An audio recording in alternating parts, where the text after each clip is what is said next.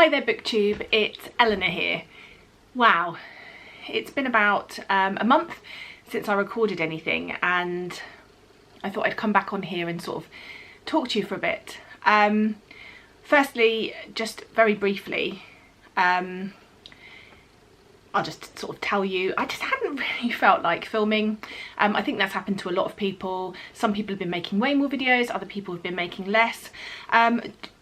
We've been in lockdown now for quite a long time, coming to 2 months.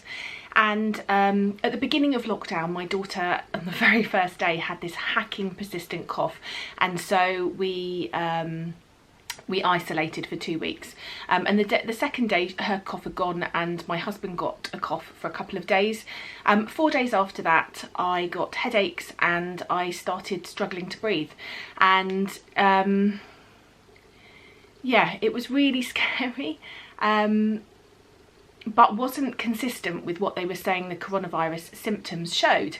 And it got to the point where I wasn't sleeping, I was struggling to breathe, but not struggling as in, you know, I'm going to pass out, but just I kept having to sort of go, and I had a really tight chest, and lying down didn't help. In fact, it made it worse unless I lay on my front, and I was crying all the time. Mainly because I felt like I needed to cry, and when I cried it sort of released a bit of this tension in my chest, and it was sort of, you know, I was getting stressed out that I was struggling to breathe. It was making things very difficult, and that went on for about a week and a half, and in the end I rang the helpline number, and I spoke to a doctor, and they were amazing, and the doctor explained things to me. She said that it could be coronavirus, but if it was, it wasn't severe, but she thought it was more likely anxiety that I was suffering from, which isn't something that I've ever suffered from before, so it was unusual to me. I didn't know what I was looking for. She recommended some meditation and taking some time out and some relaxation things to do, and she asked me if I would try that. About 2 days later, the tightness in my chest, the struggling to breathe, all of it just went away. And I thought, well, she must be right, it must have been anxiety. Maybe I'll have a few sort of anxiety attacks occasionally. And for a whole week I felt amazing. I was running for half an hour every day, whereas before I couldn't even walk anywhere. I felt great. And then about a week ago, the tightness and the shortness of breath came back again. Not as bad as the first time, but it came back. I couldn't sleep, and I had a hacking cough. And I haven't been leaving the house because I am somebody that is now under shielding regulations. I have a heart condition, so I have to shield. And it came back, and it was really difficult, and it's been really difficult because I don't know what's wrong, because I'm a key worker and I work in a school. And this was before I wasn't put on the shielding register at the very beginning of this with my heart condition, because it wasn't fully, I'd been seeing a consultant, we'd worked out what it was, but we hadn't had a plan of action.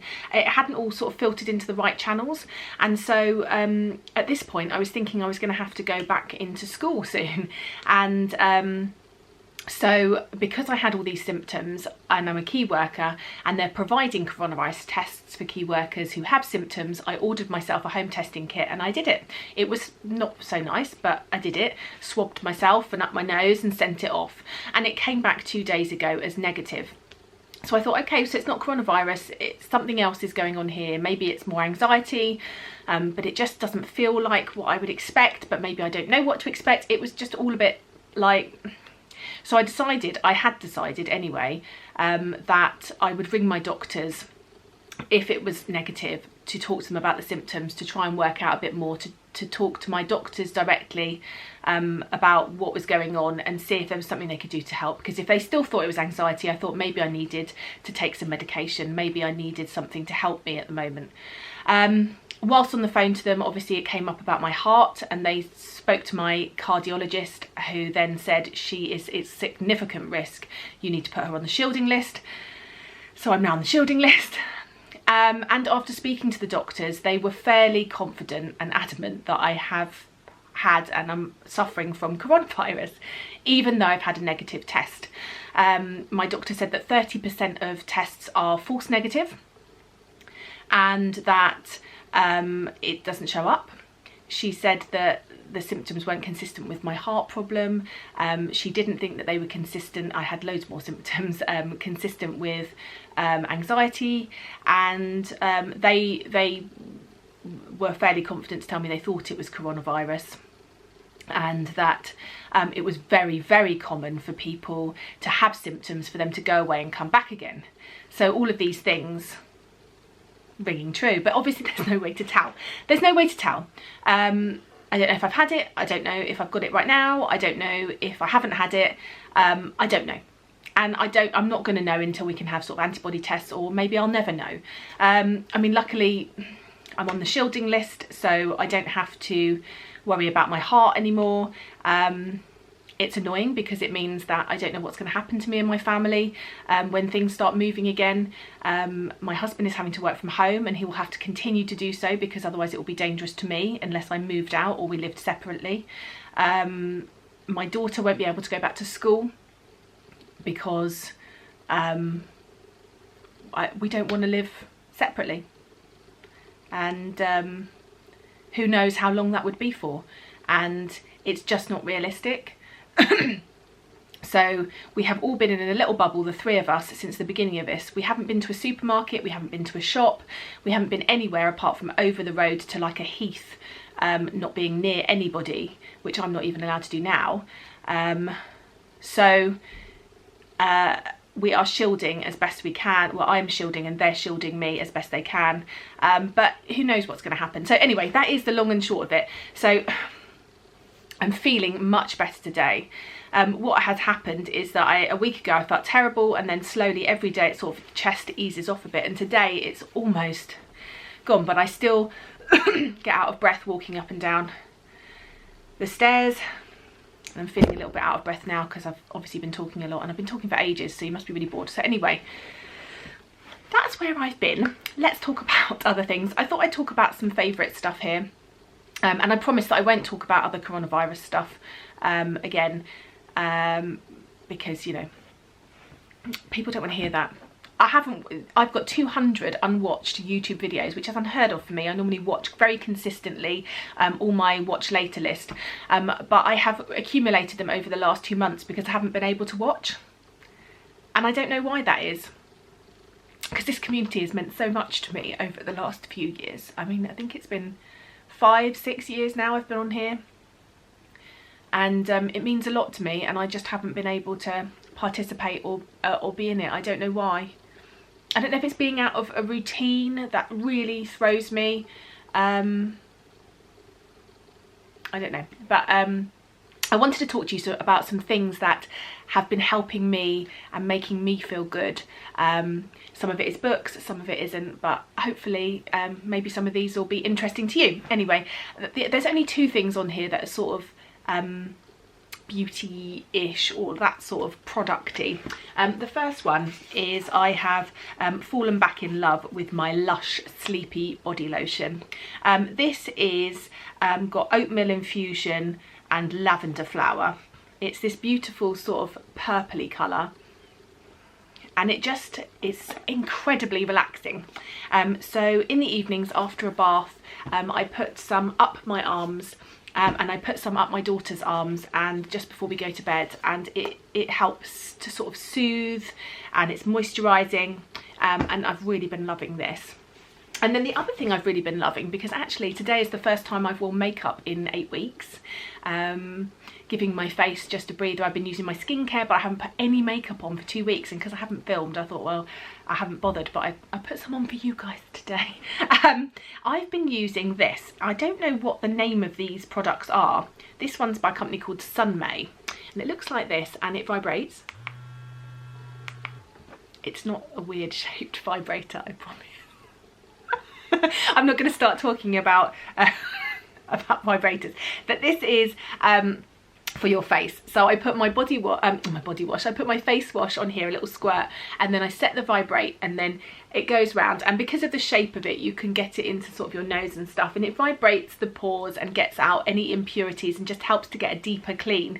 And since using this, I have not necessarily seen a difference in like the amount of spots and things like that, because I don't get loads of spots, but I do get some round hormonal times. But I've definitely, when I finish and I wash my face after that, I just feel so fresh and clean, and I just feel like it's a great canvas then to put on all my anti-aging stuff, because I'm nearly 40 now, and so I've really been loving this. It's been a real sort of treat. It takes a bit more time, not much, but you know, it takes a little bit more time than just splashing stuff on your face, and so I've really been loving taking some time and using this and making my face feel fresh and clean. Okay, so I just want to talk, I've made myself a list, so I apologise if I'm looking down, about some things that have just made me happy. One of the things that's come out of this is, and I know she'll probably be watching, so hi Nan, is that I've connected much more with my Nan. I used to see my Nan semi-regularly, not that regularly. It would be if I saw my parents, and we didn't see each other as often. We'd occasionally talk on the phone, but I felt like we didn't talk as much. I knew what was going on with her because I often found out through my mum and dad if I was talking to them, but you know, again, I didn't always see my parents that regularly unless they drove over here to see Matilda, and so I FaceTime with my Nan every day now, and we talk about what we've been doing through the day, and we just have a chat about how we're feeling and what's going on, and we check in on each other, and I've just really loved that. It's been oh, it's ridiculous, isn't it, how emotional you get. It's just been a really special thing.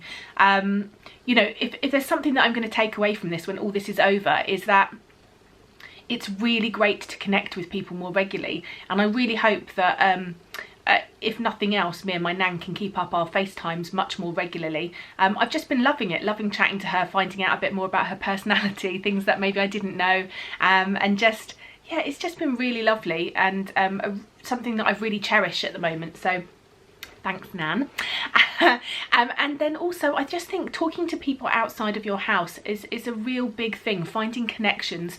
I've been making sure that my daughter has been FaceTiming with friends, at least a couple, 2, 3, 4 times a week. At the beginning of lockdown, she was FaceTiming on these big Zoom groups where there was like 15, 20 of them from her class all together, and she found that very overwhelming and didn't want to participate, and it made her really stressed. And so I sort of said, okay, well, let's pick a few people, and let's just do a one-to-one with those people. So quite regularly there's 2 or 3 people that she FaceTimes with on a one-to-one basis for about an hour, and often they just sit there colouring and don't talk to each other, but it's having that sort of thing, and then they might show each other their pictures and talk a bit. They haven't quite got that sort of social conversation yet, but it's just been really good for her, especially with no siblings. I think that's just really created a place for her to sort of be with other people. And which I think is really healthy.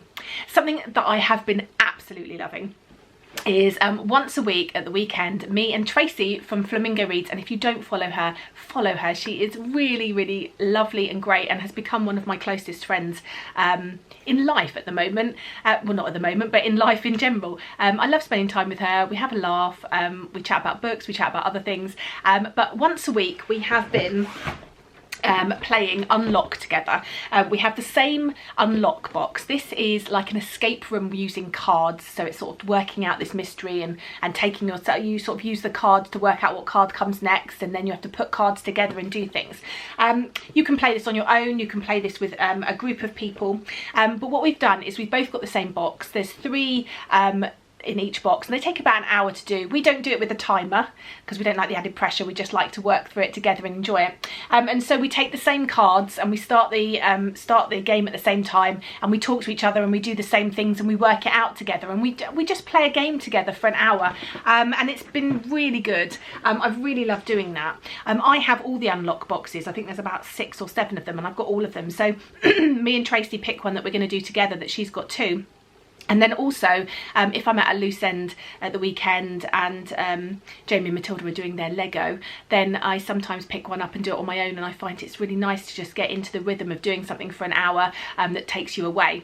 And that sort of nicely leads me on to other board games that I've been playing. I know that I showed you some in a video previous about sort of solo board gaming and what I've been enjoying. I just wanted to show you one that I've really been enjoying playing, and that is the Lost Expedition. Again, this is not necessarily always solo. You can be, it's 1 to 5 players, and it takes between sort of half an hour maybe and an hour to do, and I just love it. You're sort of these explorers in an expedition. You come across all sorts of different things and lose health points and food points, and you have to sort of strategically try and work your way through the jungle to this sort of Incan temple. And I'm not great at it yet. I haven't completed it, but I've been looking at some online tutorials and I've been playing a little bit, and I think this is going to be one that I'm going to play for years to come. So I definitely recommend this one, the Lost Expedition. And then 2 that I heard about recently, which are a little bit like Unlock and these sort of escape games, but slightly different. They call them adventure games. And when I read sort of descriptions of them, people had said they were a bit like point and click adventures, but with cards. So they're called adventure games. I've got 2 here. One of them is called The Dungeon, and one is called Monochrome Incorporated. And the idea of these is that you pick a person that you're going to play as, and then you sort of go to different rooms and have to pick out different things and go exploring. And I suppose if you had more people, you could go into different places each, and there's an adventure book you sort of follow. This one, for example, The Dungeon, says you wake up in a dank dungeon. It seems impossible to find your way out, especially since none of you can remember what brought you there. Similar to a PC adventure game, players have to explore spaces, combine items, find clues and talk to people. Step by step, you'll start to grasp the plot and devise a plan to escape. Leave no stone unturned. Exciting to the very end. A board game with simple rules in 3 chapters for players 12 years and older. So this is for 12 years and older, and I think this one is 16 years and up. So I can't wait to get stuck into these. Something else that I've really been loving is my husband works long hours normally. When he was going into the office, sometimes he wouldn't get back till 10 at night, which was part of the reason why I started sort of heavily getting into BookTube. I started reading a lot more. I was alone a lot more in the evenings and spending a lot more time on my own once my daughter was in bed, because obviously I couldn't go out because my daughter was in bed. And so having him at home, he's been finishing at a more regular time. He's been spending more time with Matilda before she goes to bed, and we have been eating meals together for the first time in forever, because I'm a vegetarian and he's not, which doesn't mean he won't eat vegetarian. Well, I'm pescatarian, sorry, I should say. I do eat fish, but sometimes he wants meat, so it would often mean, you know, he'd get home late, we'd eat separately. I couldn't wait till he got home because it was too late. So we've been having meals together in the evening. And we've been watching a film every evening, mainly because I wasn't feeling well and I needed that company to stop me from panicking about the fact I couldn't breathe, and just someone to sort of be there with me. And it was just so nice to reconnect and spend time together. And it has been. I mean, I say it is.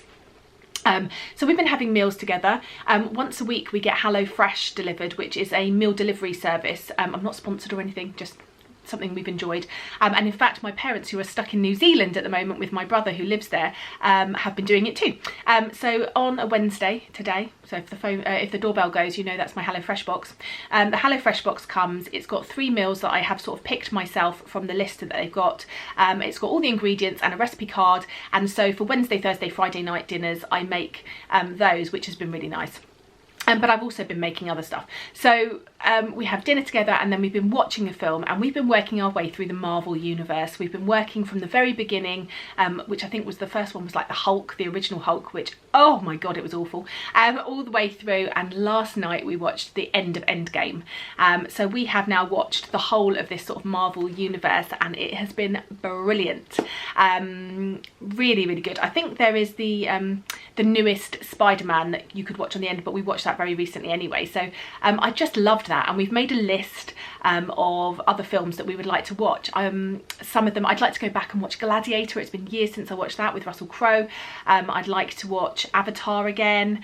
We're going to watch all the X-Men films in order, the Bourne films in order. It's just been really nice to sort of sit and do that together, and especially with the Marvel universe, you just spot so many things that you didn't know and forgot that were there, and these little links that all link up, and if you watch them really close together, you're like, oh my god, that's reference to that, and that makes sense, and there's these little sort of jokes in there.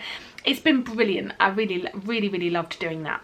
Okay, I'm going to talk a little bit about TV and stuff, and then I'm going to talk about some books, so don't worry, there is books coming.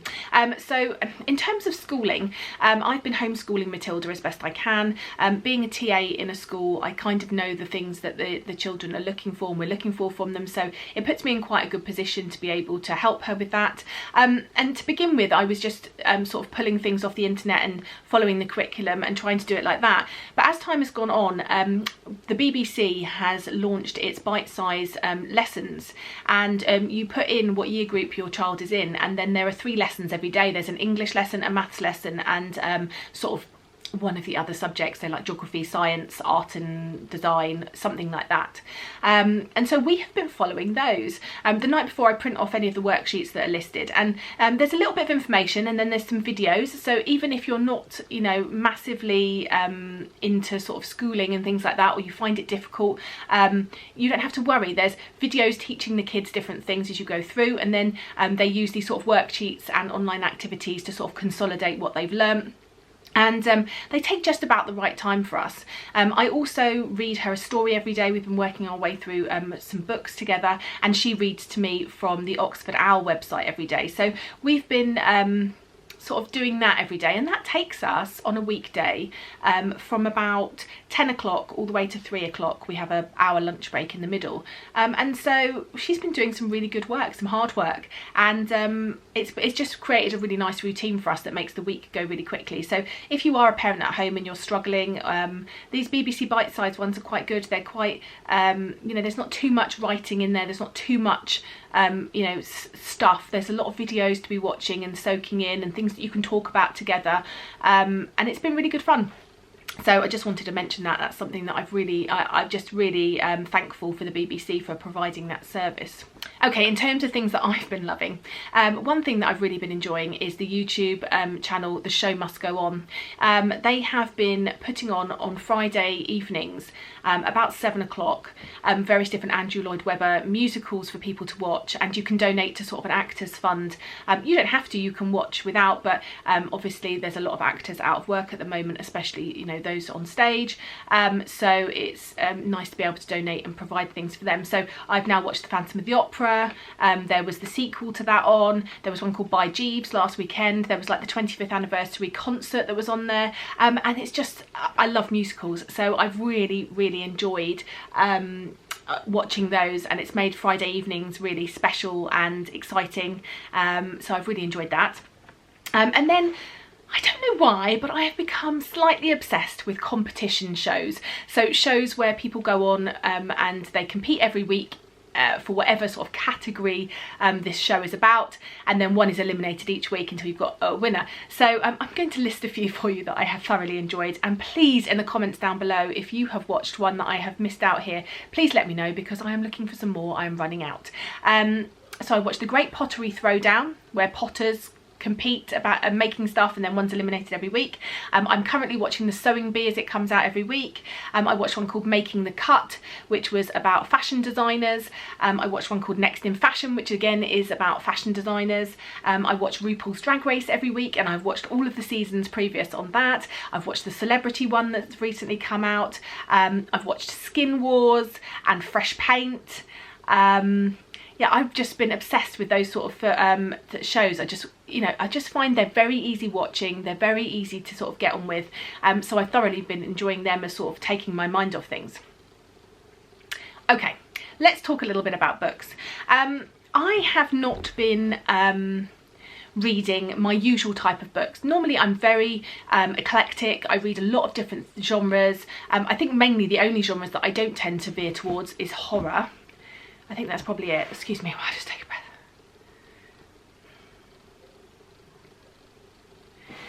But I have been mainly reading romance and contemporary romance recently. It's the only thing that I've really been drawn to, and I've allowed myself to do. I made these TBRs of different things I was going to do, and they just didn't transpire, so I haven't been making TBRs. I've just stuck a load of books that are sort of in the romance genre, because that's what I've been fancying, on my TBR trolley, and I've just been sort of picking and choosing them as I've wanted. But I thought I'd mention a few to you today that I've really enjoyed recently.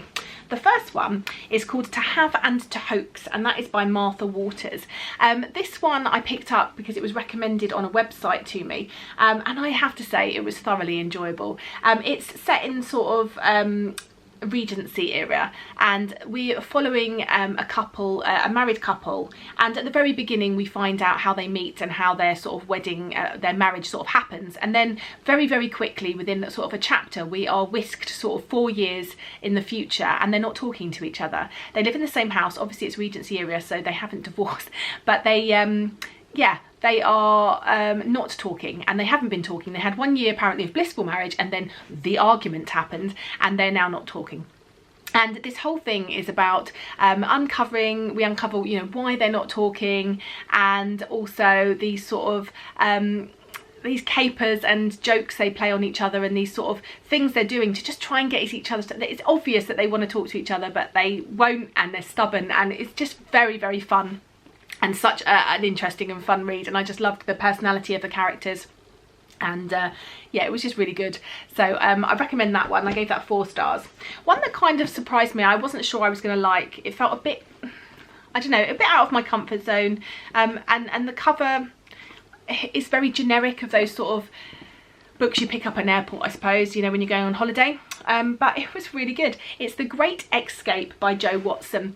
I think this is the first Jo Watson I've read, and I picked this book up ages ago. It's the basic premise is you've got a woman, she's been in love with her best friend for 3 years. He's asked her to be his sort of best man at his wedding.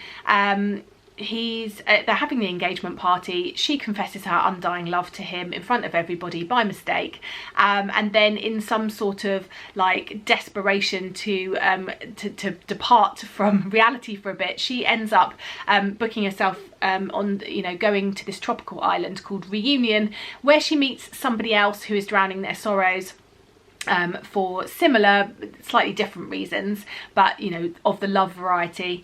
And they are reading, he is reading a magazine, and in that magazine it's these sort of top tips on how to get over you know, your ex.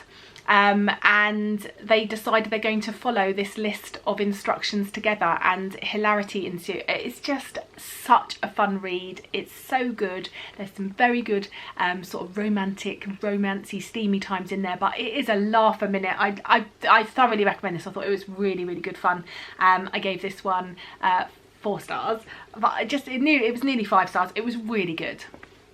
And then the other books I want to talk about are in a series, and in fact an author that I've just been loving is Candy Steiner. I discovered her through somebody else on BookTube who had read the Palm Beach South University books by her, and I've read them and think they're brilliant. And then I decided I was going to pick up this set of 4 books by her.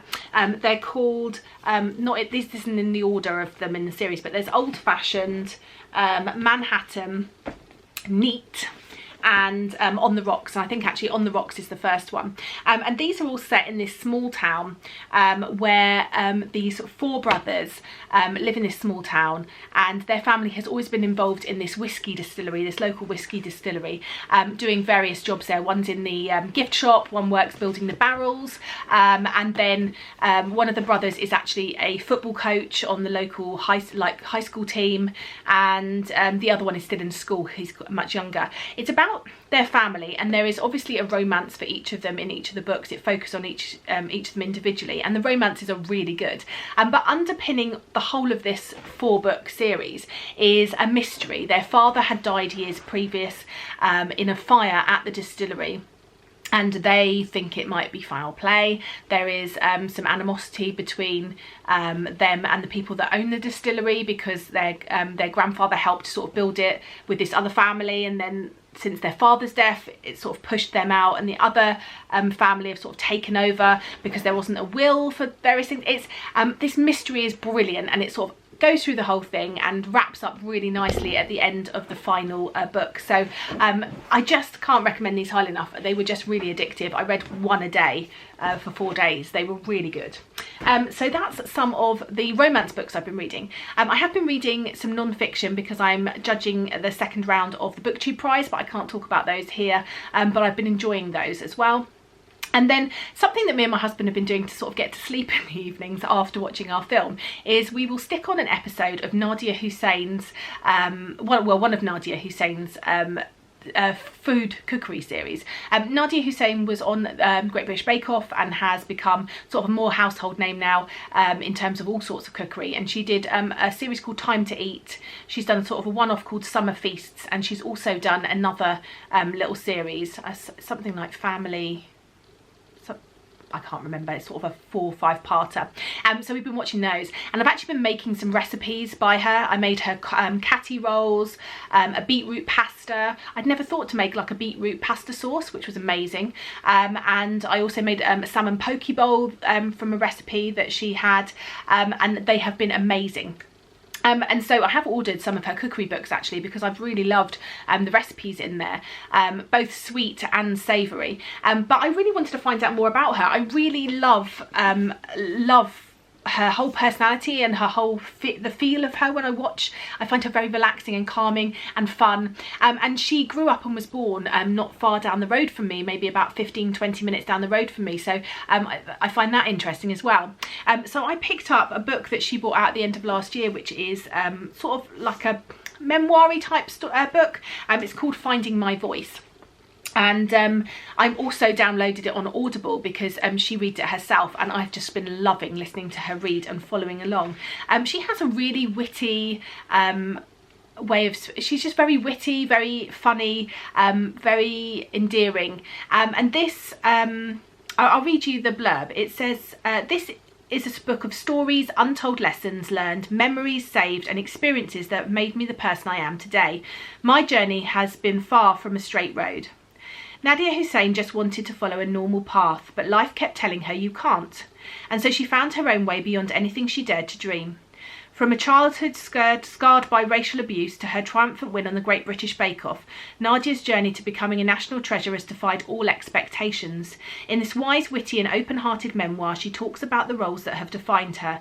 As one of 6 children born to a Bangladeshi immigrants, as a new wife to a man she'd only met twice before she married him, as a young mother of 3, and as a 5-foot brown Muslim girl whose hidden talent suddenly propelled her into the spotlight. With characteristic honesty and warmth, Nadya tells her unique story in her own words, showing us that despite the obstacles that often get in the way, we can each find our own voice. And I have to say, so far I just think this is well on the way to being 5 stars. I'm loving it, and I just can't wait for my cookery book to come so I can make some more. I mean, in fact, we have been managing to get a shop from Ocado because we were loyal customers. They're a shop delivery, you know, like Tesco's, Waitrose, supermarket delivery. We've been able to get those, and I've been able to get a lot of the ingredients that I've needed to just make some interesting things. So on the list, I think for this time when they come, no, I did write it down because I always forget. I think I want to make her blue cheese bread crown, because that sounds amazing. Some soda bread she made with like candied orange peel and currants and things, which looks really yummy. Apple palm pies, which are these sort of little phyllo pastry apple pies, because I've got loads of apples that need using up. So they're 3 of the things that the recipes are online, so I'm going to use until my cookery books get here. But yeah, that's some of the books, some of the things I've been doing. I've waffled for way too long, so I'm sorry it's a long one, but I'm assuming we're all stuck at home, so maybe you've got time, even if you watch it on triple speed, to get through. I hope you're all safe, and I hope you're all looking after yourselves, and especially your mental health in this time. I think that's something that's really become apparent, is your mental health can suffer. I have found I have learnt a lot about myself. I knew I liked routine, and being thrown out of my normal routine really has thrown me for a loop. So I have found that finding a new routine has really helped my mental health, having that structure to the day. I find weekends very difficult because we don't have that structure. And so I've tried to build in bits of structure to it. The weekdays I find fly by. And do you know what? I just found how much I really love my family. It really has. Like, I know, you know, they're saying statistically there's going to be all these divorces and various things going on because people are sort of stuck in. But I love my husband and I love my daughter, and we love spending time together. It's not perfect. I mean, we do occasionally fight, and there have been a few tiffs. And my daughter has got frustrated because mummy is trying to teach her stuff. But we're making it work, and I'm just really I'm trying to cherish this time, because it's scary and there's things going on and there's a lot of uncertainty, but we will never get a time again, hopefully, where we will get to spend this much time with our family. And so I am thoroughly making the most of that. Anyway, hopefully it won't be another month before I see you, but until next time, I'll say goodbye. Please use the comments to recommend me lots of things like board games and TV shows and books, especially romance books. And I look forward to speaking to you soon. Bye for now, BookTube.